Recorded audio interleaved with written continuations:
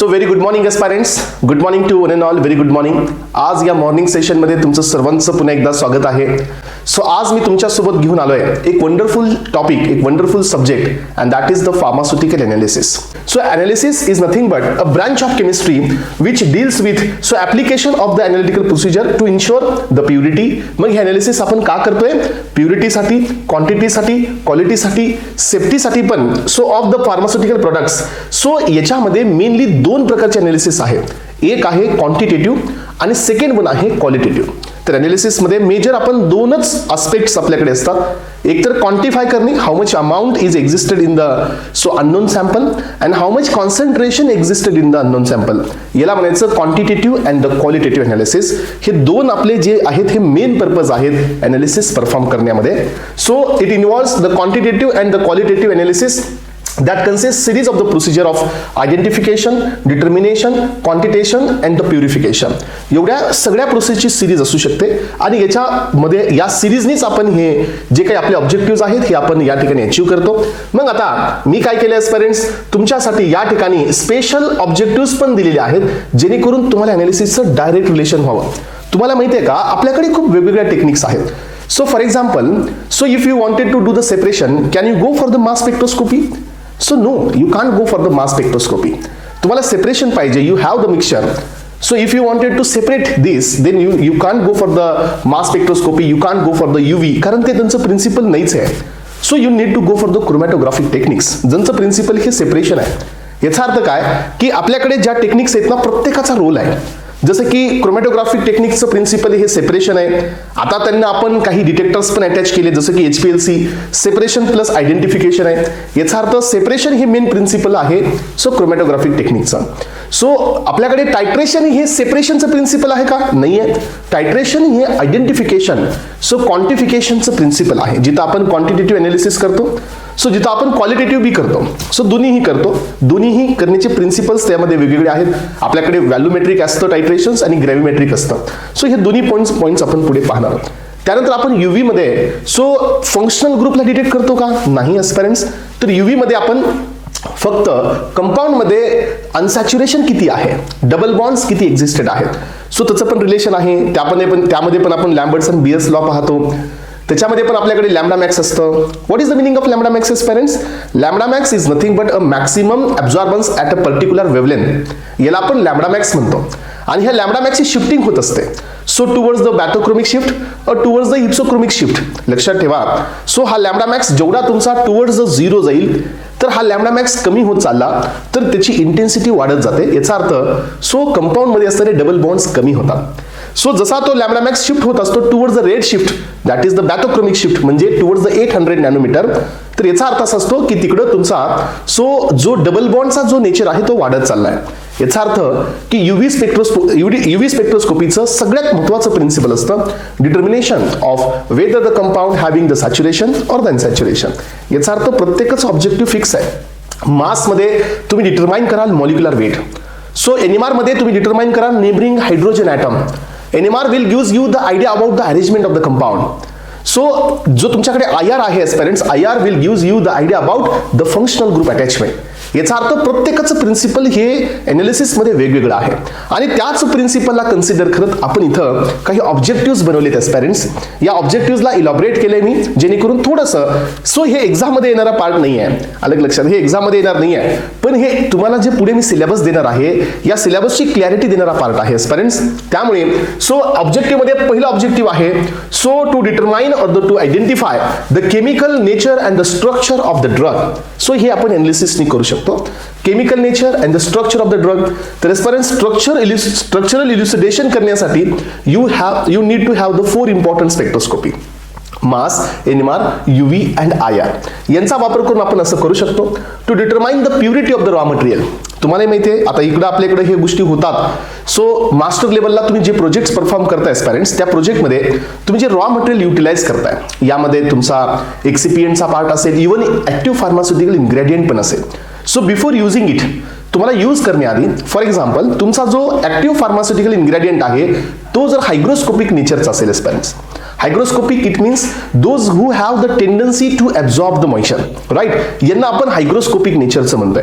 आणि जर तो तुम्हाला एपीआय देण्यात आला, तुम्ही त्याचे प्रॅक्टिकल परफॉर्म केले आणि you are not getting a proper result, then तुम्ही नंतर चेक केलं तर तुम्हाला लक्षात येतं की जो रॉ मटेरियल किंवा जो ऍक्टिव्ह फार्मास्युटिकल इन्ग्रेडियंट मला हायग्रोस्कोपिक देण्यात आला होता तो हायग्रोस्कोपिकच नाही आहे.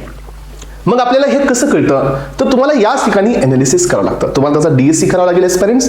त्यानंतर तुम्हाला लक्षात येईल की याच्यामध्ये वॉटर कंटेंट आहे का, हायड्रेट फॉर्म कन्वर्ट झालाय का. सो याचा अर्थ तुम्ही कुठलंही एखादं फायनल प्रोडक्ट बनवण्यासाठी जे रॉ मटेरियलला सिलेक्ट कराल, या रॉ मटेरियलची प्युरिटी असायला पाहिजे.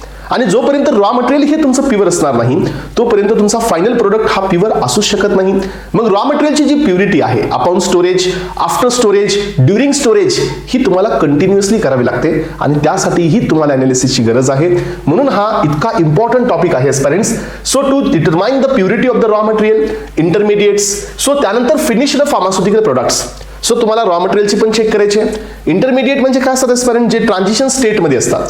जसं की रॉ मटेरियलचं कन्व्हर्जन आपण थोड्या इंटरमिडिएट स्टेटमध्ये केले आणि त्याचं नंतर फायनल स्टेट होणार आहे. तर तुम्हाला स्टार्टिंगच्या प्रोडक्टची पण प्युरिटी चेक करावी लागेल, तुम्हाला इंटरमिडिएटची पण प्युरिटी चेक करावी लागेल आणि त्यानंतर तुम्हाला या ठिकाणी एस्पिरंट्स एंड प्रोडक्ट याचीही तुम्हाला प्युरिटी चेक करावी लागेल. सो त्यासाठी आपण ह्या अनालिसिसचा वापर करतो. सो टू क्वांटिफाय असे करावं लागेल एस्पिरंट. तुम्हाला माहिती आहे की जसं आपण एखादा लेबल कंटेंट सांगतो पहा, so each tablet content 100 mg of the drug. So याचा अर्थ काय की आपण हे इन्श्योर करतोय की या टॅबलेटमध्ये 100 mg ड्रग आहे. For example you have the tablet of 250 mg, पण एस्पिरंट त्याच्यामध्ये 250 mg हा काय नसतो सांगा. 250 mg तुमचा ऍक्टिव्ह फार्मास्युटिकल इन्ग्रेडियंट नसतो. सो आपला एपीआय प्लस एक्सिपियंट ह्या दोघांची वेट असतात, ह्या दोघांचं मिळून वेट दिलं जातं. पण आपल्याला हे लेबलवरती द्यावं लागतं की या टॅबलेटमध्ये एपीआय हा किती कंटेंटमध्ये देण्यात आलेला आहे. सो 100 ml मध्ये किती एपीआय आहे, 100 ml मध्ये किती पॅरासिटामॉल आहे, 100 ml मध्ये किती एस्पिरिन आहे. सो याचा अर्थ तुम्हाला त्याचं क्वांटिटी डिटरमाइन करावी लागते.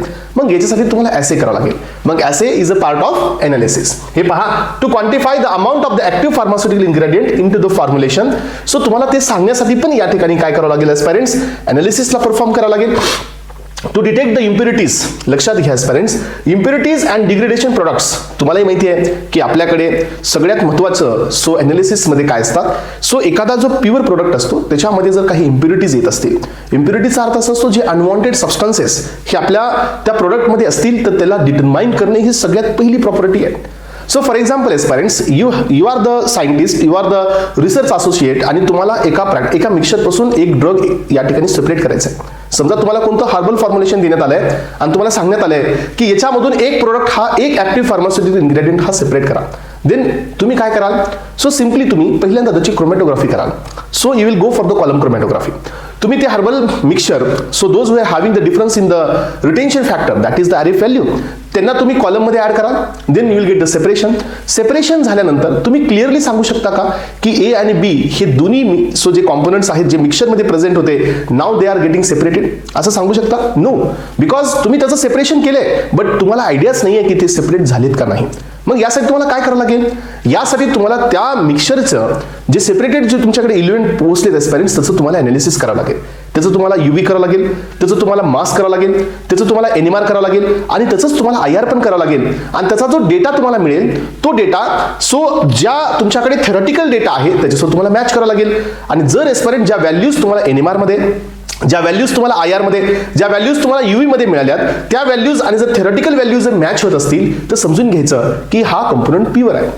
सो यामध्ये कुठल्याही प्रकारची इम्प्युरिटी नाही आहे. पण एस्पिरंट्स हे लक्षात घ्या, जर काही इंटेन्स पीक तुम्हाला वेगळे मिळतात, सो तुमच्या एनएमआर मध्ये एक एक्स्ट्रा पीक ऍड झालाय जो की तुमच्या थेरॉटिकल व्हॅल्यू मध्ये नाही आहे. सो आयआर मध्ये एक एक्स्ट्रा स्ट्रेचिंग बेंडिंग आहे जी की तुमच्या ओरिजिनल थेरॉटिकल व्हॅल्यू मध्ये नाही आहे. दॅट विल इंडिकेट की या कंपाऊंड मध्ये ऍक्टिव्ह फार्मास्युटिकल इन्ग्रेडियंट सोबत किंवा जे मिक्सचर जे तुम्हाला जो ऍक्टिव्ह प्रोडक्ट पाहिजे त्याच्यासोबत काही इम्प्युरिटीज पण एक्झिस्टेड आहेत. याचा अर्थ तुम्हाला इम्प्युरिटीज इथं फाइंड आउट करावं लागतील. हे आहे पहिला पर्पज. पण एस्पिरंट्स एवढ्यावरतीच गोष्ट थांबणार नाही. लक्षात घ्या, सो आपण या ठिकाणी आपण इथं काय पाहतोय की जो तुमचा इथून पुढचा जो आहे नेक्स्ट बीट, सो याच्यानंतर जो आपला जो पडाव असतो एस्पिरंट्स, सो ते प्रोसेसिंग करत असताना पण काही डिग्रेडेशन होत असतं. जसं की पाठीमागे तुम्ही पाहिलं असेल, सो मार्केटमधून मॅगी ही बॅन करण्यात आली होती, अलग लक्षात.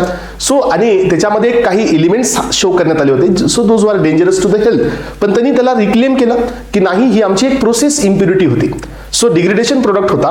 सो ड्युरिंग दिस प्रोसेसिंग मग त्यांनी त्याला एलिमिनेट केलं आणि वापस त्याची अप्रुव्हल ग्रँट केली. याचा अर्थ काय, अनालिसिसमध्ये तुम्हाला फक्त इम्प्युरिटीज फाइंड आउट नाही करायचे आहे. सो अनालिसिसमध्ये तुम्हाला या ठिकाणी डिग्रेडेशन प्रोडक्ट्स पण फाइंड आउट करायचे जे ड्युरिंग द प्रोसेसिंग जे डिग्रेडेशन होऊ शकतं. सो टेम्परेचरमुळे, इन्व्हायरमेंटमुळे किंवा ऑक्सिजनच्या प्रेझेन्समुळे जे काही असेल ते असेल एस्पिरंट्स, हे पण तुम्हाला इथून आयडेंटिफाय करता येतं with the help of analysis to ensure the safety and the quality of the product. हे पण काम अनालिसिसच आहे. So to establish the standard for the drug as per the pharmacopoeial requirement. लक्षात घ्या, तुम्ही मला सांगा एस्पिरंट्स, सो हे स्टँडर्ड कोण सेट केले? तुम्हाला लक्षात येतं की जर आपल्याकडे इंटेन्स पीक असेल 5 to 6 वरती, देन आपण सांगतो की ही बेन्झिन आहे NMR मध्ये. जर तुमच्याकडे पीक असेल सो 10 to 12 च्या आसपास, तर आपण हे सांगतो की याच्यामध्ये अल्डिहाइड आहे. सो याचा अर्थ काय की कुठंतरी या ठिकाणी सो यामध्ये कुठंतरी स्टँडर्ड मेंटेन करण्यात आलेली आहे, कुठंतरी स्टँडर्ड देण्यात आलेली आहे. याचा अर्थ एस्पिरंट्स की स्टँडर्ड देण्यासाठी सो आधी पण तुम्हाला प्रोसिजर करावीच लागते. सो तुमच्याकडे पीएच आहे. आता आपण सरळ म्हणतो की जो पीएच 7 असतो तो न्यूट्रल आहे, जो 7 कडून 0 कडे जातो तो ऍसिडिक आहे, जो 1 to 3 असतो तो स्ट्रॉंग ऍसिड आहे, सो त्यानंतर 4 to 7 च्या आसपास असतो तो वीक ऍसिड आहे. याचा अर्थ काय की कुठेतरी स्टँडर्ड बनवण्यात आलेली आहे. मग स्टँडर्ड बनवण्यासाठी पण तुम्हाला अनालिसिसची गरज आहे. अलग लक्षात. त्यामुळे स्टँडर्ड सेट करणे as per the Indian pharmacopoeia, as per the British pharmacopoeia, as per the United State pharmacopoeia यांच्यानुसार स्टँडर्डला सेट करणे हे पण अनालिसिसच काम आहे. So to develop and validate the analytical method for the routine quality control.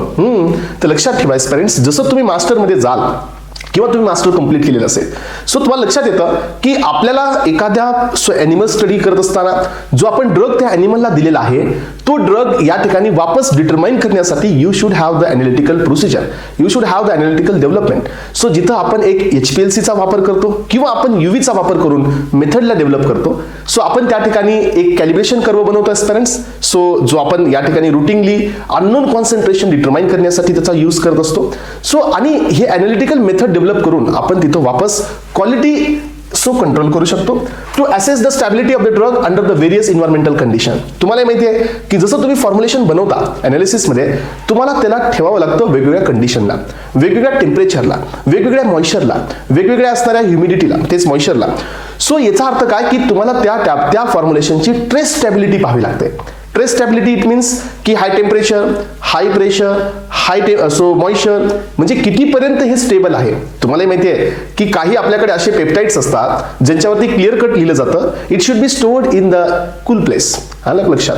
सांगितलं जातं की ह्याला तुम्ही कूलमध्ये ठेवा, सांगितलं जातं की ह्याला तुम्ही कोल्डमध्ये ठेवा, सांगितलं जातं तुम्ही याला मायनस काही टेम्परेचरमध्ये म्हणजे फ्रीजमध्ये ठेवा. याचा अर्थ काय की त्याची स्टॅबिलिटी टेस्टिंग केली जाते की किती टेम्परेचरला हे डिग्रेड होतात. आणि त्याच्यानंतर मग तुम्हाला लक्षात येतं की याची टेस्टिंग झाल्यानंतर हे लक्षात येतं एस्पिरंट्स की हे आपण या ठिकाणी कोणत्या टेम्परेचरला याची सुटेबिलिटी आहे. मग तुम्हाला हे पण चेक करायचं असेल, स्टॅबिलिटी टेस्टिंग जर पाहिजे असेल एस्पिरंट्स, तर तिथं तुम्हाला वापस कशाची गरज आहे, वापस तुम्हाला या ठिकाणी अनालिसिसची गरज आहे. So to comply with the regulatory requirements. समजून घ्या, आपल्याकडे काही रेग्युलेटरी बॉडीज आहेत, जसं की तुम्हाला पाहायला मिळतं FDA आहे, सो युनायटेड स्टेटची food and drug administration, world health organization, GMP आहे, गुड मॅन्युफॅक्चरिंग प्रॅक्टिसेस आहेत, CDSCO आहे जी इंडियाची गव्हर्नमेंट बॉडी आहे, TGA बॉडी आहे जी ऑस्ट्रेलियाची आहे, सो थेरपॅटिक गुड्स ॲडमिनिस्ट्रेशन, अशा वेगवेगळ्या रेग्युलेटरी आपल्याकडे बॉडीज आहेत. सो या प्रत्येक बॉडीचे स्टँडर्ड्स आहेत, जसं की इथं CGMP आहे, सो किंवा GMP आहे किंवा ISOचे स्टँडर्ड्स असतील, so code of federal relation CFRचे काही स्टँडर्ड्स असतील. ज्यांचे स्टँडर्ड्स आहेत एस्पिरंट्स, हे स्टँडर्ड्स आपल्याला मॅच करायचे आहेत आपल्या प्रोडक्टमध्ये, तर तुम्हाला तिथंही अनालिसिसची गरज आहे. तुम्हाला जे स्टँडर्ड दिले गेलेले आहेत ड्रगला मार्केटमध्ये लॉन्च करण्यासाठी, या स्टँडर्डला कंप्लाय करण्यासाठीही तुम्हाला अनालिसिस परफॉर्म करावं लागतं किंवा अनालिटिकल मेथड्सला परफॉर्म करावं लागतं. पण हे सगळं का करायचं एस्पिरंट्स? सो आपल्याला आपलं एकच ऑब्जेक्टिव्ह आहे. गव्हर्नमेंटचं काय ऑब्जेक्टिव्ह आहे? एकच ऑब्जेक्टिव्ह आहे. If you wanted to launch your product into the USA, जर तुम्हाला तुमचा प्रोडक्ट हा USA मध्ये लॉन्च करायचा आहे, then you need to take a permission, prior permission of the US FDA. So US FDA ची team ही तुमच्या अनालिटिकल प्लांटवरती पोहोचते. They will find out, they will regulate all the production qualities, all the production so procedure analysis करतं आणि checkout करतं की हे प्रॉपरली करताय की नाही हे. आणि जर त्यांना कुठं मिस्टेक जर फाइंड आउट झाल्या, then they will give you the observations की हे काही ऑब्झर्वेशन्स आहेत आमचे की तुमचा प्रोडक्ट आमचा इथं कंप्लाय करत नाहीये. देन फर्स्ट ऑफ ऑल तुम्ही ते कंप्लायन्स करा आणि देन तुमचा प्रोडक्ट मार्केटमध्ये लॉन्च करा. सो याचा अर्थ काय की कुठलीही कंट्री स्ट्रिंजंट कंट्रोल फक्त एकाच गोष्टीसाठी ठेवते, फार्मास्युटिकल प्रोडक्ट्स असतील, कॉस्मेटिक्स असतील किंवा फूड प्रोडक्ट्स असतील.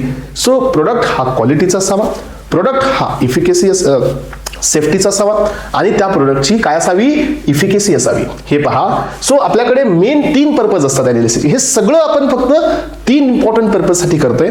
त्यातील पहिला आहे सेफ्टी, दुसरा आहे इफिकेसी आणि थर्ड वन आहे क्वालिटी. सो एस्पायरंट्स यासाठी परफॉर्म केलं जातं फार्मास्युटिकल एनालिटिकल टेक्निक्स. आणि जेवढ्या टेक्निक्स आपण करतोय प्रत्येकाचा पर्पज शेवटी at the end of the journey तोच आहे. क्रोमॅटोग्राफी तुम्ही नसं सेपरेशन पर्पज आहे, पण बेटा सेपरेशनच्या नंतर जो पर्पज आहे तो तोच आहे. सेपरेशन त्यासाठीच करायचंय की तुम्हाला क्वालिटी मिळावी. सेपरेशन त्यासाठीच करायचंय की अनवॉन्टेड इम्प्युरिटीज येऊन तुमची सेफ्टीला अफेक्ट होऊ नये, म्हणजे तुम्हाला सेफ्टी मिळावी. याचा अर्थ प्रत्येक मेथड ही अनालिसिसमध्ये क्वालिटी, सेफ्टी आणि इफिकेसीला इन्शुअर करते of the pharmaceutical products. So for the patient use आपण हेच क्वालिटी सेफ्टी कॉस्मेटिक्समध्ये पण करतो, हेच क्वालिटी सेफ्टी आपण फूड प्रोडक्टमध्ये पण करतो. चला तर एस्पायरंट्स इथपर्यंत तुमचं या ठिकाणी काय झालं, इथपर्यंत ऑब्जेक्टिव्ह कंप्लीट करण्यात आलं अनालिसिसचं. Why the analysis is need to be perform, याचे ऑब्जेक्टिव्ह तुमच्या लक्षात आले. आता आपण पुढे चाललोय नेक्स्ट पॉइंट कडे, नेक्स्ट बीट कडे. तो म्हणजे काय, so classification of the analytical methods. Analytical मेथडचं क्लासिफिकेशन तुम्हाला माहिती आहे की आता तुम्ही यूव्ही ला जर सांगाल तर तुम्ही सांगेल की यूव्ही हे स्पेक्ट्रल अनालिसिस आहे. सो जर तुम्ही क्रोमॅटोग्राफी टेक्निकला सांगाल तर मी सांगेल की बेटा हे सेपरेशन टेक्निक आहे, इथं स्पेक्ट्रा वगैरे नसतो. आता आपण या काही ॲडव्हान्स टूलमध्ये स्पेक्ट्रा येतोय, बट जे स्पेक्ट्रल अनालिसिस आहे हे डायरेक्टली स्पेक्ट्रोस्कोपीज आहे. टायट्रेशन हे वेगळं अनालिसिस आहे, कार्ल फिशर टायट्रेशन हे वेगळं अनालिसिस आहे. सो इलायझा टेस्ट हे वेगळं अनालिसिस आहे. GCMS हे काही हायफिनेटेड टेक्निक्स आहेत. सो DSC हे पण एक अनालिटिकल टेक्निक आहे, बट एस्पेरंट ती थर्मल आहे. याचा अर्थ प्रत्येकाच्या टेक्निक्सला आपण क्लासिफाय केलेला आहे. प्रत्येक टेक्निक्सला आपण काय केलंय यामध्ये सो डिवाइड केलेला आहे काही क्रायटेरियाचा या ठिकाणी यूज करून. सगळ्यात पहिल्यांदा क्लासिफिकेशन आहे. सो जे टेक्निक्स आपण या ठिकाणी क्वालिटेटिव्ह साठी करतो हे क्वालिटेटिव्ह अनालिसिस, आणि यानंतर मग पहा फंक्शनल ग्रुपच्या टेस्ट असतील, कलर रिएक्शन्स असतील, यानंतरच आहे क्वांटिटेटिव्ह अनालिसिस. सो ऍसे असतील, टायट्रेशन्स असतील. मग हे एक साधा क्रायटेरिया आहे एस्पायरंट्स. पण आता आपल्याकडे जो मेन क्लासिफिकेशनचा जो क्रायटेरिया यूज करण्यात आलाय तर तो हा आहे. So based on the type of method use, कोणत्या मेथडचा वापर करतोय त्याच्या बेसिसवरती क्लासिफिकेशन देण्यात आलेलं आहे. मग यामध्ये पहिला आहे सो पहिला क्लास. सो याच्यामधून आपण या ठिकाणी मेजर करतोय कॉन्सन्ट्रेशन आणि amount of the each substance. So आपण दोन्हीही पाहतोय.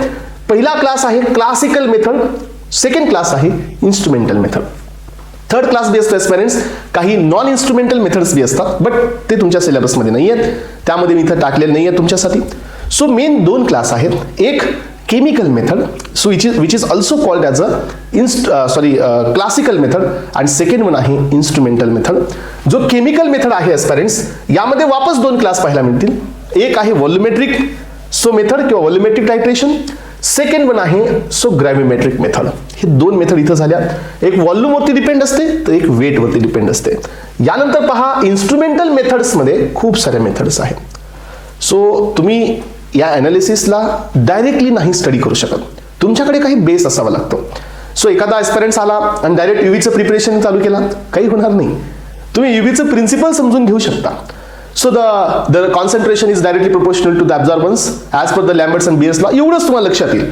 पण जे त्याचं प्युअर ऍप्लिकेशन आहे, प्युअर पर्पज आहे, त्याचं इन्स्ट्रुमेंटेशन आहे, लॅम्प आहे, हे तुम्ही म्हणजे कोरिलेट नाही करू शकत विथ द अदर स्पेक्ट्रोस्कोपी. याचं कारण काय की तुम्ही या अनालिसिसला स्टडी करताय, बट तुमचं जे बेसिक अंडरस्टँडिंग आहे ते मिसिंग आहे. तुम्हाला माहितीच नाही की यूव्ही हे कोणत्या मेथडमध्ये येतं. तुम्हाला हे माहितीच नाही की यूव्हीचे जे ऍक्च्युअल जे प्रिन्सिपल्स आहेत हे कोणत्या तत्वावरती डिपेंड आहे, हे नाही कळत. आणि त्यामुळं काय होतं की आपलं नॉलेज हे बुकिश नॉलेज होतं. म्हणजे जेवढं एखादा क्वेश्चन आपल्याला माहिती आहे त्याचं आन्सर आपण देऊ शकतो, पण एखादा क्वेश्चन थोडाही फ्लिप करण्यात आला तर त्याचं आन्सर आपल्याला देणं थोडंसं मुश्किल जातं एस्पिरंट्स. म्हणूनच मी आजच्या लेक्चरमध्ये तुम्हाला इंट्रोड्यूस करतोय, अनालिसिस सोबत इंट्रोडक्शन देतोय, आणि हे इंट्रोडक्शन तुम्हाला घ्यायचंय. सो या बेसिसवरती आपण पुढे टायट्रेशनची सुरुवात करणार आहोत. टायट्रेशन याच बेसिसवरती आपल्याला या ठिकाणी सुरू करायचे आहेत एस्पिरंट्स. सो पहा, यामध्ये सगळ्यात पहिल्यांदा आहे स्पेक्ट्रल अनालिसिस. इन्स्ट्रुमेंटल मेथडमध्ये स्पेक्ट्रलचा मिनिंग असतो जिथं स्पेक्ट्रा येतो, जिथं ग्राफिकल प्रेझेंटेशन मिळतं तुम्हाला for the analysis. So this is called as a spectral analysis, ज्यांच्यामध्ये स्पेक्ट्रम पाहायला मिळतो. सो स्पेक्ट्रम असतो या ठिकाणी, यामध्ये UV विजिबल आहे. सो इन्फ्रारेड स्पेक्ट्रोस्कोपी आहे म्हणजे IR आहे. तर स्टुडंट्स प्रत्येकाच्या पाठीमागे त्याचे प्रिन्सिपल्स आहेत, काही लिमिटेशन पण आहे. फॉर एक्झाम्पल जर तुम्हाला UV विजिबल करायचे आहे, त्याच्यामध्ये UV हा वेगळा प्रकार आहे, विजिबल हा वेगळा प्रकार आहे. तुम्हाला माहिती आहे अल्ट्राव्हायलेट हे वेगळा प्रकार आहे. ज्या लॅम्बडा मॅक्सचं जे नॅनोमीटर आहे किंवा जी वेव्हलेंथ आहे 200 to 400 नॅनोमीटर पर्यंत यूज केली जाते, दॅट इज कॉल्ड अल्ट्राव्हायलेट. हे रेज घातक असतात आपल्या बॉडीसाठी सध्या, कारण यांची एनर्जी जास्त असते. तुम्हाला विजिबल म्हणजे आपण जे पाहतो लाईट ही विजिबल लाईट असते, which is not too much dangerous to us as compare to the UV. Why? कारण त्याचा जो लॅम्बडा मॅक्स असतो तो 400 to 800 च्या आसपास असतो. आणि मग 400 to 800 चा मिनिंग काय की जसं तुमचा लॅम्बडा वाढतोय, जसं तुमची वेव्हलेंथ वाढते असपर्यंत तसं त्याची जी एनर्जी असते ही डाऊन होत असते. हे मी तुम्हाला त्याच्यामध्ये शिकवेल. आणि जर तुम्हाला UV परफॉर्म करायचंय then your compound should have the double bond, otherwise unsaturation नसेल तर UV इनॅक्टिव्ह असतं. सो इन्फ्रारेड म्हणजे IR आहे. IRचं प्रिन्सिपल आपण पाहणार आहोत. IR मध्ये सगळ्यात महत्त्वाचं असतं सो स्ट्रेचिंग आणि बेंडिंग. स्ट्रेचिंग, बेंडिंग, सिझरिंग, रॉकिंग या प्रिन्सिपलवरती आपण डिटर्मिनेशन करतोय स्टुडंट्स फंक्शनल ग्रुपचं. पण कोणते कंपाऊंड्स हे IR ऍक्टिव्ह असतात? ज्या कंपाऊंड मध्ये सेंटर ऑफ सिमेट्री नसते. अलग लक्षात. IRचं जे डिटर्मिनेशन असतं, IR मध्ये जे फंक्शनल ग्रुप डिटरमाइन केले जातात यांच्यामध्ये सगळ्यात महत्त्वाची मुवमेंट असते and that is called as a dipole movement. आणि डायपोल मुवमेंट म्हणजे काय? चार्ज डिस्ट्रीब्युशन हे कधी पाहायला मिळतं ज्या वेळेला कंपाऊंड मध्ये सिमेट्री नाही आहे. For example carbon dioxide symmetry आहे, there is a no dipole movement. Dipole movement होणार नाही. जे कंपाऊंड डायपोल मुवमेंट 0 दाखवतात ते IR इनॅक्टिव्ह आहेत, पण तेच कंपाऊंड रमन्स मध्ये ऍक्टिव्ह आहेत. जे कंपाऊंड डायपोल मुवमेंट दाखवतात ते IR ऍक्टिव्ह आहेत आणि ते कंपाऊंड रमन स्पेक्ट्रोस्कोपी मध्ये इनॅक्टिव्ह आहेत. हे सगळं असं डेटा इथं फिट झाला पाहिजे पेरेंट्स, आणि हे सगळं आपल्याला करायचं आहे. एक एक स्पेक्ट्रोस्कोपी याच्यातील डीप लेवलला जाणार आहे येणाऱ्या लेक्चर्समध्ये. अलग लक्षात. यामध्ये UV विजिबल आली, इन्फ्रारेड आली, रमन स्पेक्ट्रोस्कोपी आली, NMR न्यूक्लिअर मॅग्नेटिक रेझोनन्स. तुम्हाला माहिती आहे पेरेंट्स ही अशी एक स्पेक्ट्रोस्कोपी आहे जिथं लाईट किंवा जिथं लॅम्पचा वापर होत नाही.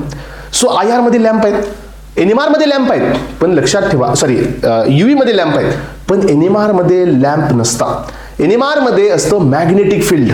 अलग लक्षात. मॅग्नेटिक फील्ड वरती हे डिटर्मिनेशन केलं जातं parents. So south and north pole generate करून. मग हे कसं होतं, का होतं, हे सगळं क्लिअर होईल. NMR सारखा इम्पॉर्टंट स्पेक्ट्रोस्कोपी कोणताच नाहीये ह्या सगळ्यापैकी.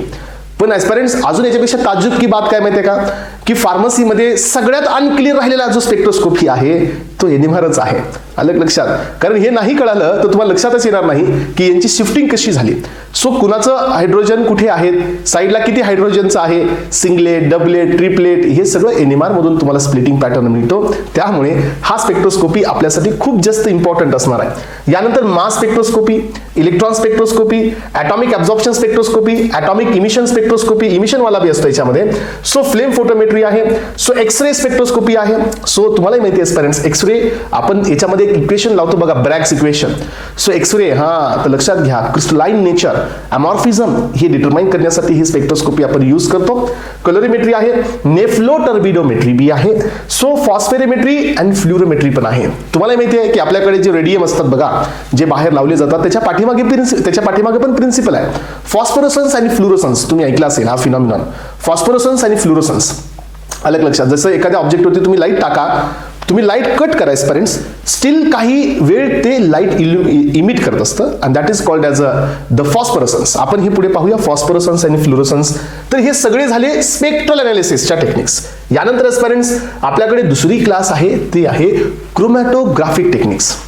क्रोमॅटोग्राफिक टेक्निक्स पण समजणं म्हणजे खूप जास्त चॅलेंजिंग असतं ज्या स्टुडंट्सला polarity, non polarity, mobile phase, so stationary phase हे समजत नाही, त्यांना लक्षात येत नाही. बरं या स्पेक्ट्रोस्कोपीला सुरू करण्याआधी तुम्हाला प्रत्येक प्रिन्सिपलचा ओव्हरव्ह्यू दिला जाईल, प्रत्येक टेक्निक ही समजावून सांगितली जाईल की ह्याच्यात कसं होणार आहे सेपरेशन.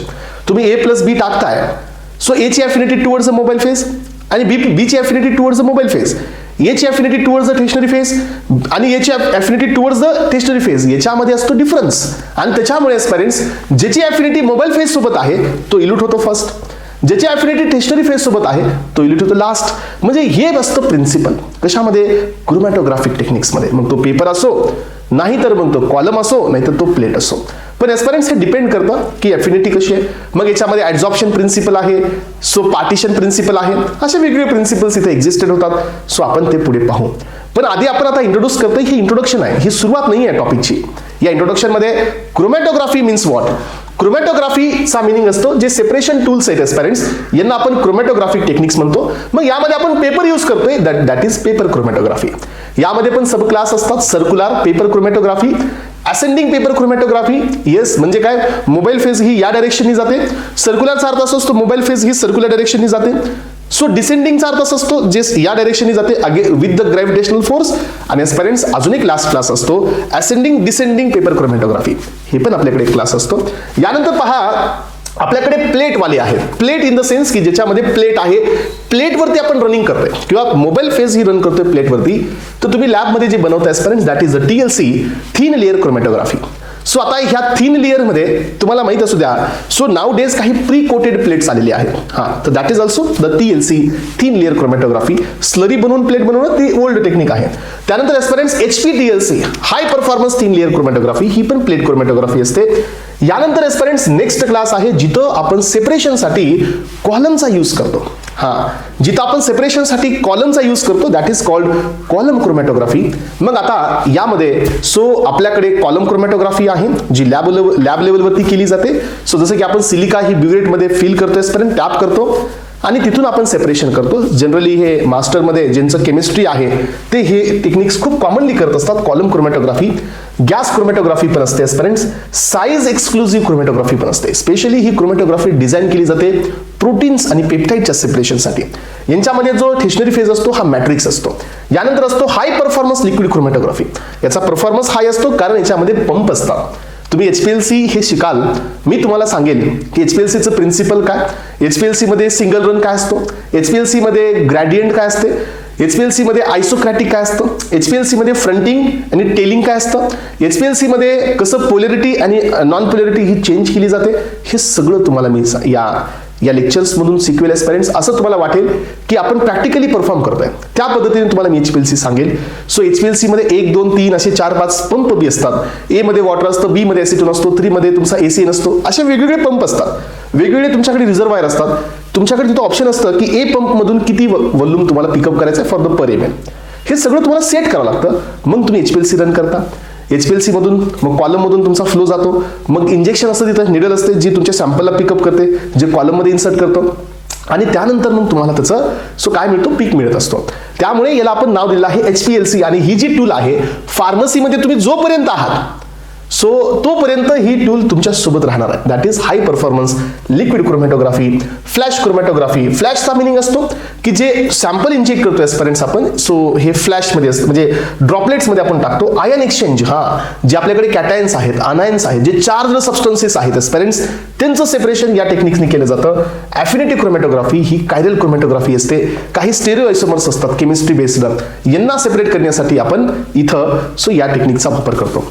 याचा अर्थ क्रोमॅटोग्राफिक टेक्निक्स पण खूप आहेत आणि क्रोमॅटोग्राफिक टेक्निक्स पण इम्पॉर्टंट आहेत. रिटेन्शन फॅक्टर काय असतं, त्यालाच आपण RF व्हॅल्यू म्हणतो. त्यानंतर फ्रंटिंग काय आहे, टेलिंग काय आहे, mobile phase, stationary phase, polarity, non polarity, isocratic, gradient. So हे सगळं तुम्हाला बेसिक देईल मी ज्या वेळेला याची सुरुवात करेल. रिझॉल्युशन काय आहे, रिझॉल्युशन पॉवर काय असते. सो यानंतर पहा जे पीक मर्ज होतात ते काय असतो, सो पीक मध्ये स्प्लिटिंग होत असते ती काय असते. सो कॉलम मध्ये जे थेरॉटिकल प्लेट्स असतात ते काय असतं, वॅन डिम्टर इक्वेशन काय आहे, हे सगळं या क्रोमॅटोग्राफिक टेक्निकच्या आधी सुरू होईल. आयडेंटिफिकेशन इथं तुम्हाला माहिती आहे की तुम्ही TLC करता, TLC रन झाल्यानंतर तुम्ही स्प्रे करता बघा, निनहायड्रिनचा स्प्रे असतो. तर that is what the diagnostic solutions. हे डायग्नोस्टिक सोल्युशन कोणते असतात, निनहायड्रिन कुणासाठी असतो, आयोडीन कुणासाठी असतो, हे सगळंच आपल्याला पाहायचंय. अलग लक्षात, ज्या वेळेला मी याच्यामध्ये जाईल ह्या टेक्निक्सच्या मध्ये मी सुरुवात करेल फ्रेंड्स या सिरीजमध्ये, त्यावेळेला याच्यामधले सगळे पॉईंट्स तुमचे मी क्लिअर करून देईन. यानंतर पहा आपल्याकडे इलेक्ट्रो अॅनालिटिकल टेक्निक्स आहेत.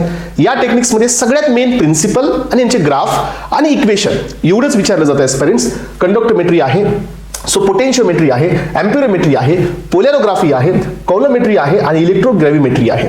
ह्या टेक्निक्स आहेत. ह्या काही खूप मेजर टेक्निक्स नाही आहेत एस्पिरंट्स, पण याच्यावरती याचं प्रिन्सिपल, सो त्यासोबतच याच्यामध्ये असणारे ग्राफ्स, सो कशा वर्सेस काय आहे हे एक्झामसाठी थोडंसं इम्पॉर्टंट आहे. यानंतर आपल्याकडे मिसलेनियस टेक्निक्स बी आहेत. सो जे जेलढाल मेथड तुम्ही ऐकली असेल, नायट्रोजन इस्टिमेशनची ही मेथड असते. सो रिया आहे, इलायझा आहे, कार्ल फिशर आहे. सो हे एक प्रकारचं टायट्रेशनच आहे. हे पण तुम्हाला मी टायट्रेशन सोबतच दिले parents. Thermal analysis, so TGA, thermogravimetric analysis आहे. डिफरन्शियल स्कॅनिंग, सो तुमची कलरोमेट्री आहे. सो DTA आहे. ह्या सगळ्या थर्मल टेक्निक आहेत with respect to the temperature and the weight change. या बेसिसवरती ह्या पण टेक्निक परफॉर्म केल्या जातात पेरेंट्स. आणि या वेनी आपण पूर्ण क्लासिफाय केलं फार्मास्युटिकल अनालिसिसला. यामध्ये पहिली मेथड होती केमिकल, सेकंड मेथड होती इन्स्ट्रुमेंटल. सो याच्यामध्ये मग डिटेलमध्ये आपण आलो पेरेंट्स. ह्या सगळ्या पॉईंट्समध्ये केमिकलमध्ये टायट्रेशन्स, सो केमिकलमध्ये ॲसिड येतील, मग याच्यामध्ये व्हॉल्युमेट्रिक, ग्रेव्हिमेट्रिक. मग त्यांच्यामध्ये आता जे डिटेलमध्ये जे आहे ना क्लासिफिकेशनवाले, किती प्रकारचे क्लासिफिकेशन आहेत, सो ते पुढे होईल. ज्यावेळेला आपण टायट्रेशन सुरू करू त्याला टायट्रेशनचे क्लास पुढे देऊ आपण, इथं नाही. इथं आता आपण फक्त सुपिरियर क्लास पाहिले, जे सगळ्यात टॉप लेवलचे क्लास आहेत ते आपण पाहिले. त्याच्यामध्ये सब क्लास आपण अजून नाही पाहिलेले आहेत पेरेंट्स. मग आता काही इम्पॉर्टंट डेफिनेशन्स तुमच्या समोर चालल्यात पेरेंट्स. या इम्पॉर्टंट डेफिनेशन्स मध्ये लक्षात घ्या. सो टायट्रेट म्हणजे काय? टायट्रेटचा अर्थ असा असतो पेरेंट, टू बी अनालाइज्ड. ज्याचं अनालिसिस करायचं आपल्याला, ज्याचं अननोन कॉन्सन्ट्रेशन, हा कुठे असतो? हा ब्युरेट मध्ये असतो का? नाही. Which is allowed to react with the solution of the known concentration by the titration. So याला आपण टायट्रेट म्हणतो, जे की व्हॉल्युमेट्रिक फ्लास्क मध्ये प्रेझेंट असतो. व्हॉल्युमेट्रिक फ्लास्क मध्ये आहे ते टायट्रेंट आहे. टायट्रेट लक्षात घ्या, टायट्रेट हा फ्लास्क मध्ये असतो, बट टायट्रंट हे ब्युरेट मध्ये असतं, ज्याचं कॉन्सन्ट्रेशन तुम्हाला नोन आहे. आता कदाचित तुम्हाला टायट्रेशनचं बेसिक अजून क्लिअर नसेल तर हे समजणार नाही, पण जसं आता नेक्स्ट लेक्चरमध्ये आपण टायट्रेशनचं बेसिक क्लिअर करू त्याला तुम्हाला हे समजेल की व्हॉल्युमेट्रिक मध्ये, सो ज्याचं आपल्याला अननोन कॉन्सन्ट्रेशन असतं, जे डिटरमाइन करायचं हे फ्लास्कमध्ये आहे, ज्याचं कॉन्सन्ट्रेशन नोन आहे ते ब्युरेटमध्ये आहे. सो जे ब्युरेटमध्ये आहे दॅट इज टायट्रंट, जे सो फ्लास्कमध्ये आहे दॅट इज टायट्रेट. यानंतर पहा पुढचा आहे इक्विव्हॅलन्स पॉइंट. इक्विव्हॅलन्स पॉइंटचा मिनिंग असतो aspirants, so the point at which reaction between titrate आणि टायट्रेट इज कम्प्लिटेड. याचा अर्थ काय की जिथं दोघांचं मोल प्रोपोर्शन हे आता सेम आहे, जेवढे ऍसिड आहेत तेवढेच बेस आहेत. सो याला आपण नाव देत असतो इक्विव्हॅलन्स पॉइंट. इक्विव्हॅलन्स पॉइंट समजतो तुम्हाला? तर एस्पेरेंट्स इक्विव्हॅलन्स पॉइंट आणि एंड पॉइंट मध्ये थोडासा अंतर असतो. सो इक्विव्हॅलन्स पॉइंटचा अर्थ असा असतो दोघांचं प्रोपोर्शन हे सेम आहे. दोघांचं प्रोपोर्शन सेम आहे तर तिथं तुम्हाला एंड पॉइंट नाही मिळत. दोघांचं प्रोपोर्शन सेम आहे आणि फर्दर ऍडिशन तुम्ही केलं सो वरून टायट्रंटचं की मग एंड पॉइंट येतो. हे पहा, त्यामुळे तुम्हाला इथं इक्विव्हॅलन्स पॉइंट म्हणजे काय? जिथं दोघांचं टायट्रेट आणि टायट्रंटचं प्रोपोर्शन सेम झालं, दोघांचे रिएक्शन्स कंप्लीट झाल्या, मग याच्यानंतर येत असतो एंड पॉइंट. एंड पॉइंटचा अर्थ असा असतो की ज्या वेळेला, हेच एक बेसिक आहे एस्पेरेंट टायट्रेशन मध्ये. बघा मी आता वरून काय टाकतोय, सो वरून मी ऍड करतोय टायट्रंट, खाली काय आहे? टायट्रेट. मग आता जोपर्यंत माझं टायट्रंट हे खाली तुमच्याकडे अवेलेबल आहे, टायट्रेट वरून मी ऍड करतोय टायट्रंट, तोपर्यंत टायट्रेंट हे टायट्रेट सोबत रिॲक्ट करतं. अलग लक्षात. मग ज्या वेळेला आता टायट्रंट ऍड करून टायट्रेट हे पूर्ण डायजेस्ट झालं म्हणजे एंड झालं, आणि आता फर्दर ऍडिशन जर मी केलं टायट्रंटचं, तर आता हे रिॲक्ट करणार कुणासोबत? टायट्रेट तर सगळं कंझ्युम झालं, मग आता हे रिॲक्ट करतं इंडिकेटर सोबत, and that is called end point. अलग लक्षात. So this is the difference in between the equivalence point and the end point. End पॉइंटचा अर्थ समजतो की आता तुमचं अननोन कॉन्सन्ट्रेशन पूर्ण डायजेस्ट झालंय. आता नोन कॉन्सन्ट्रेशनचा एक ड्रॉप ही तुमचा जर ऍड करण्यात आला then it will react with the indicator. So याला नाव द्यायचं या ठिकाणी end point. The end point at which the reaction between the titrant and the titrate is showing some changes in terms of the colour and the pH during the experiment. मग तुम्ही मला सांगा colour change का होतो? Colour change याच्यामुळेच होतो की जो तुम्ही ऍड केलेला आहे टायट्रंट हे आता टायट्रेट सोबत रिॲक्ट नाही होणार आहे. So now this will react with the indicator and there is a sudden change in the color, pH, and that is called as a end point. Indicator काय असतं? एक ऑक्झिलरी सबस्टन्स आहे which is added with the titrate. So जे आपण flask मध्ये add करतो which will indicate the equivalence point. जे indicate करतं की इक्विव्हॅलन्स झालेला आहे आणि आता तुम्ही ऍडिशन केलं की तुम्हाला एंड पॉइंट मिळेल. सो या बेसिसवरती आपण ह्या डेफिनेशन पाहिल्या. स्टँडर्ड सोल्युशन म्हणजे ज्याचं कॉन्सन्ट्रेशन तुम्हाला नोन असतं हे स्टँडर्ड आहे. यानंतर पहा स्टुडंट्स, काही मी तुमच्या समोर टेक्निक्स पण दिलेले आहेत जे की कॉन्सन्ट्रेशनला एक्सप्रेस करतात, right. So the important, so आपण म्हणतो ना फिनॉमिनॉन काही मोलॅलिटी, सो मोल फ्रॅक्शन्स वगैरे हे एक्सप्रेशनचे जे फिनॉमिनॉन्स आहेत किंवा आपण कॉन्सन्ट्रेशन कशात एक्सप्रेस करतो त्याचे युनिट्स जे आहेत ते पण मी तुम्हाला या ठिकाणी दिलेले आहेत. हे सगळं इंट्रोडक्शन चालू आहे, हे सगळं बेसिक चालू आहे. ज्याला मी पुढे जाऊन तुम्हाला पीपीएम म्हणेल त्याला तुम्हाला लक्षात यायला पाहिजे किंवा पीपीएम म्हणजे काय, हे कॉन्सन्ट्रेशन काय असतं. ज्याला मी तुम्हाला पीपीबी म्हणेल त्याला तुम्हाला हे कॉन्सन्ट्रेशन पण लक्षात आलं पाहिजे की पीपीबी काय असतं. आलं लक्षात. त्यामुळे मी तुमच्या समोर काही या इम्पॉर्टंट सो डेफिनेशन्सच म्हणा याला तुम्ही. So concentration of the solution can be expressed in the several methods depending upon the weight, volume, moles and the ratios. यामध्ये वेट बेस्ड आहेत पहा. So percent by weight. आलं लक्षात. सो याला आपण W/W पर्सेंट मध्ये सांगतो, amount of the solute in the 100 gram of the solution. म्हणजे काय की आपण वेटच्या बेसिसवरती सांगतोय. So percent by weight. जर एस्पिरंट्स मी 5% म्हणत असेल तर याचा अर्थ असा असतो 5 gram of the solute in the 100 gram of the solution. That is called as a 5%. So याला आपण वेट बाय वेट म्हणतोय पर्सेंट मध्ये. So weight by volume B आहे आपल्याकडे. Weight by volume grams of the solute in 100 ml. म्हणजे तिकडे ग्राम होता, आता सोल्युशन आता हे ml मध्ये घ्यायचंय. सो 2% चा अर्थ असा असतो 2 ग्राम of the solute in 100 ml of the solution.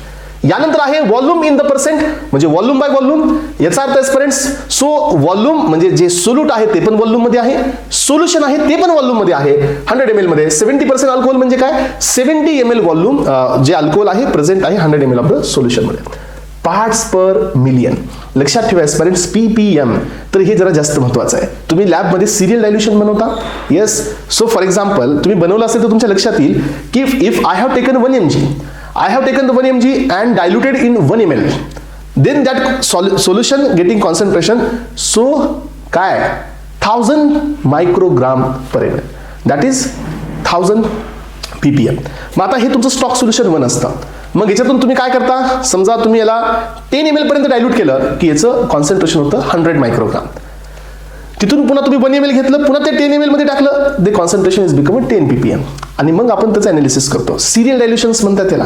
हे कशासाठी केले जातात माहिती आहे का सिरियल डायल्युशन्स? सिरियल डायल्युशन हे अॅक्युरेसीला मेंटेन करण्यासाठी केले जातात. कुठल्याही प्रकारची अॅक्युरेसी इथं ब्रेक होऊ नये त्यासाठी. आणि हे एक्सप्रेस होतात पीपीएम मध्ये. लक्षात ठेवा ॲस्पिरंट्स, एनएमआरची जी केमिकल शिफ्ट असते ना ही सध्या पीपीएम मध्ये असते. आपल्याकडे दोन स्केल असतात एनएमआर मध्ये. एक तुमची ही पीपीएम मधली असते आणि दुसरी एक टाऊ स्केल असते. एक डेल्टा स्केल असते जी पीपीएम मध्ये एक्सप्रेस होते, सेकंड वन ही टाऊ स्केल असते. त्याच्यामुळे हे क्वेश्चन एक्झामला येतो. आलं लक्षात. मग पीपीएम म्हणजे काय? It is used to describe the concentration in dilute solution. का हे पीपीबी, सेकंड वन आहे PPM. So PPB and PPM parts per million, म्हणजे एक पार्ट 1 मिलियन मध्ये, एक पार्ट 1 मिलियन मध्ये, आणि पार्ट्स पर बिलियन चा अर्थ असतो एस्पिरंट्स एक पार्ट 1 बिलियन मध्ये. तर हे ज्या वेळेला सगळ्यात डायल्यूट कॉन्सन्ट्रेशन असतं, सो एनालिटिकल सोल्युशन जे आहे हे खूप जास्त डायल्यूट मध्ये आहे. हे स्पेशली कधी यूज केलं तर माहिती आहे का, ज्या वेळेला तुम्ही हे कॉन्सन्ट्रेशन HPLC ने फाइंड आउट करता त्याच वेळेला हे कॉन्सन्ट्रेशन तुम्हाला डिटरमाइन होतं. पीपीएम पर्यंत तुम्ही यूव्हीने डिटरमाइन करता, पण पीपीबीचं कॉन्सन्ट्रेशन यूव्हीने डिटरमाइन होत नाही. तुम्हाला पीपीबी डिटर्मिनेशन करायचं असेल तर तुम्हाला HPLC कडे जावं लागतं. तर एस्पिरंट्स हे काही सो या ठिकाणी सो कॉन्सन्ट्रेशन एक्सप्रेस करण्याचे काही वेज होते. यानंतर मोलॅरिटी बेस्ड काही आपल्याकडे या ठिकाणी कॉन्सन्ट्रेशन आपण एक्सप्रेस करू शकतो. मोलॅरिटी असते moles of the solute per litre of the solution, म्हणजे किती मोल्स आहेत सोल्यूटचे 1 लिटरमध्ये. समजा तुमच्याकडे 10 लिटर आहे तर तुम्ही काय लावाल की टोटल मोल्स जे आहेत पर लिटर तुम्हाला यूज करायचे तो टर्म, त्याला तुम्हाला मिळेल molarity which is expressed by small m, moles of the solute per kg. Per केजीचा अर्थ काय? So aspirants mole of the solute per kg म्हणजे पर 1000 ग्राम. इथं ऑर आहे ऑर. सो हे ऑरचा अर्थ असा असतो की किती मोल्स हे पर 1000 ग्राम असतील. जर हे केजी मध्ये आपण एक्सप्रेस करत असाल aspirant that is called as a molality.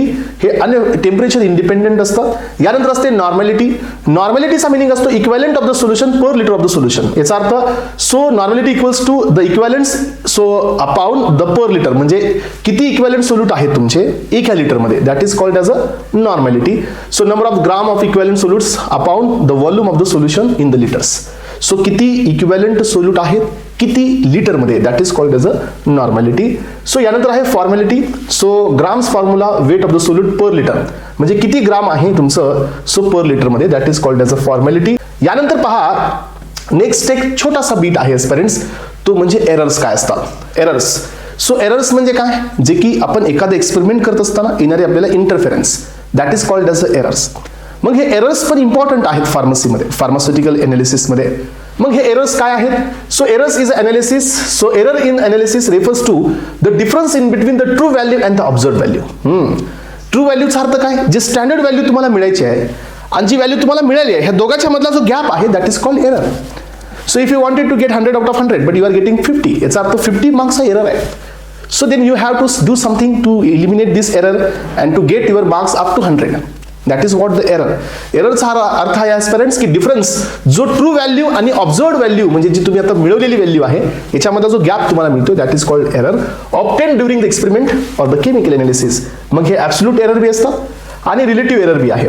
Absolute error म्हणजे काय, ऑब्झर्व्ड मायनस ट्रू व्हॅल्यू, आणि रिलेटिव्ह म्हणजे पर्सेंटेजमध्ये तुम्हाला काढायचं आहे. सो पर्सेंटेजमध्ये कसं काढाल, observed minus true upon true into 100, that is called relative. Relative म्हणजे पर्सेंटेजमध्ये.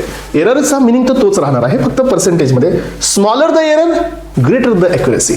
मग मला सांगा, जेवढी तुमची ऑब्झर्व्ड आणि जेवढी तुमची सो ट्रू व्हॅल्यू ही क्लोज असेल म्हणजे काय, ॲक्युरेसी जास्त आहे आणि एरर ही कमी आहे. जेवढी ऑब्झर्व्ड आणि तुमची ट्रू व्हॅल्यूमध्ये डिफरन्स जास्त असेल तेवढी ॲक्युरेसी कमी आहे आणि एरर जास्त आहे. याचा अर्थ हे आपण इथं पाहिलं. मग आता टाइप्स ऑफ एरर्स हे पहा. ग्रॉस एरर आहे ड्युरिंग सो द ह्युमन मिस्टेक्समुळे होतात. सिस्टमॅटिक एरर आहे, सो जे कन्सिस्टंट आणि रिप्रोड्युसेबल असतात. हे कशाचे असतात, इन्स्ट्रुमेंटच्या कॅलिब्रेशनमुळे सो किंवा रिएजंटच्या इम्प्युरिटीजमुळे येणारे एरर्स असतील. रॅन्डम एरर्स असतात जे की व्हॅरियंट सो इन्व्हायरमेंटलमुळे येतात, टेम्परेचरमुळे, मॉइश्चरमुळे. हे 3 प्रकारचे एरर्स आहेत. आणि आता महत्त्वाचं काय ॲस्पिरंट्स की हे एरर्स आपण कसे मिनिमाइज करू शकतो. आपल्याला एरर्स नको आहेत, हे एरर्स आपण कसे मिनिमाइज करू शकतो सांगा. हे एरर्स आपण मिनिमाइज करू शकतो by proper instrumental handling. So accurate sampling techniques, sampling proper करा, कॅलिब्रेशन करा ॲपरेटस. सो कॅलिब्रेशन म्हणजे काय, त्याला स्टँडर्डायझेशन पर्यंत बनवा. जसं तुम्ही पीएच मीटरला कॅलिब्रेट करता सेम पद्धत. ब्लँक डिटर्मिनेशन करा, ब्लँक टाका, त्याला ॲटो झिरो करा.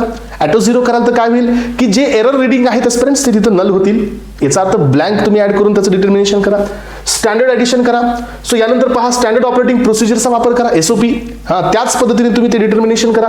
करेक्ट व्हॉल्युमॅटिक ऑपरेशन करा. याचा अर्थ काय की तुम्ही UV मध्ये जर कवेट फिल करत असताना कवेट जर तुम्ही 3-4 फिल केली नाही तर काय होतं की तुम्हाला येणारा ऑब्झर्बन्स वेगळा येतो. तुम्ही कवेट जर खूप कमी फिल केली ॲस्पिरंट्स, UVची जी व्हॉल्यूम मिनिमम व्हॉल्यूम आहे ते तुम्ही फिल नाही केला तर तुम्हाला ऑब्झर्बन्स वेगळा मिळतो.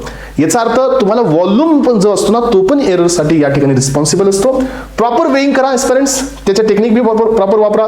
आणि तुम्ही जे करताय हे तुम्ही या ठिकाणी सो स्टँडर्ड कंडिशनमध्ये करा. तर aspirants up to this so we have been finished with the introductory part of the pharmaceutical analysis. Pharmaceutical analysis काय आहे, त्याचे ऑब्जेक्टिव्ह काय आहेत, फार्मास्युटिकल एनालिसिसमध्ये कोणत्या टेक्निक्स आहेत, हे सर्वच्या सर्व या लेक्चरमध्ये आपण आत्तापर्यंत घेतलेलं आहे. आणि आय होप की हे एनालिसिस तुम्हाला एक नवीन एनर्जी देत असेल. आय होप की एनालिसिस हे तुम्हाला समजत असेल. अँड आय होप की एनालिसिस येणाऱ्या टायमिंगमध्ये तुमचं एकदम क्रिस्टल क्लॅरिटीवरती जाईल. ॲस्पिरंट्स, आय होप की तुम्ही हे सगळे बीट्स एन्जॉय करताय, समजतंय, प्रॉपरली समजतंय. आणि टायट्रेशन, क्रोमॅटोग्राफी टेक्निक, स्पेक्ट्रोस्कोपी हे आपला आता पुढे येणारा सिलेबस आहे. ओके, चला तर ॲस्पिरंट्स आता इथं आपण थांबतोय आजच्या सेशनमध्ये. Thank you so much.